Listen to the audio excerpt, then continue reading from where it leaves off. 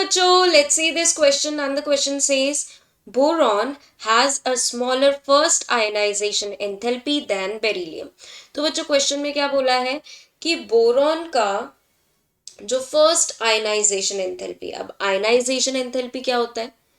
Amount of energy, minimum amount of energy required, minimum amount of energy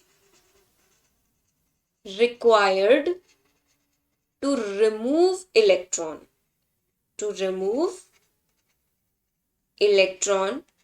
from its neutral isolated gaseous atom.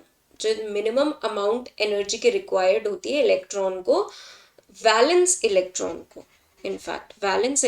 को remove कराने में, ठीक है, तो उसे हम बोलते हैं आयनाइजेशन एंथैल्पी। और फर्स्ट आयनाइजेशन एंथैल्पी में हम न्यूट्रल जो एटम होता है उससे जो रिमूव करते हैं, जो पहला इलेक्ट्रॉन जो हम रिमूव करते हैं। तो बात करें बेरिलियम और बोरॉन की, तो बोरॉन का स्मॉलर है फर्स्ट आयनाइजेशन एंथैल्पी बेरिलियम से। तो ऐसा क्यों है? तो देखिए, जबकि बेरिलियम का एटॉमिक नंबर है 4 और बोरॉन का है 5, और हमें पता है across a period ionisation enthalpy क्या होती है? इंक्रीज होती है, बट फिर भी बोरॉन का कम है।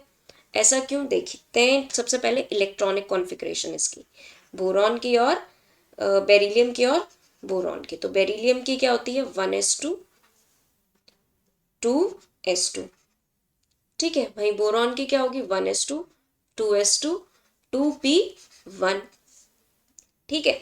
अब देखिए बच्चों, जब बेरिलियम से हम पहला इलेक्ट्रॉन रिमूव करेंगे तो ये बेचारा ऑलरेडी स्टेबल है, हम उसकी स्टेबिलिटी को कम कर रहे हैं, तो हमें ज़्यादा एनर्जी देनी पड़ेगी। किसी को उसकी स्टेबिलिटी से हटाने के लिए ज़्यादा एनर्जी रिक्वायर्ड होती है। अब बोरॉन है, बोरॉन का एक इलेक्ट्रॉन रिमूव होते ही ये स्टेबिलिटी की तरफ चला जाएगा, फुल्ली फिल्ड एस रहेगा, ठीक है, तो ये आराम से रिमूव हो जाएगा। तो इसीलिए बोरॉन की जो आयनाइजेशन एंथैल्पी है फर्स्ट, वो कम होती है बेरिलियम से। तो पहला स्टेटमेंट देखते हैं, it is easier to remove 2p electron than 2s electron. बिल्कुल सही बात है, अभी हमने डिस्कस करा ये बात, ठीक। सेकेंड स्टेटमेंट देख लेते हैं, 2p electron of boron is more shielded from the nucleus by the inner core of electrons than the 2s electron of beryllium। ये बात भी बच्चों ठीक है। कैसे? कि 2s को शील्ड करने के लिए ये 1s के इलेक्ट्रॉन है, बट 2p को शील्ड करने के लिए तो 1s और 2s दोनों के इलेक्ट्रॉन है ना? तो ऑब्वियसली ये ज्यादा शील्डेड है। तो बोरॉन का जो p है, जो 2p के इलेक्ट्रॉन है, वो ज्यादा शील्डेड है, तो इनकी पेनिट्रेशन पावर कम होगी और 2s की पेनिट्रेशन पावर भी ज्यादा होगी। इस वजह से भी बेरिलियम का आयनाइजेशन एंथैल्पी ज्यादा होगा। तो ये स्टेटमेंट भी करेक्ट हो गई। थर्ड स्टेटमेंट पे चलते हैं कि जो 2s electron has more penetration power than 2p electron.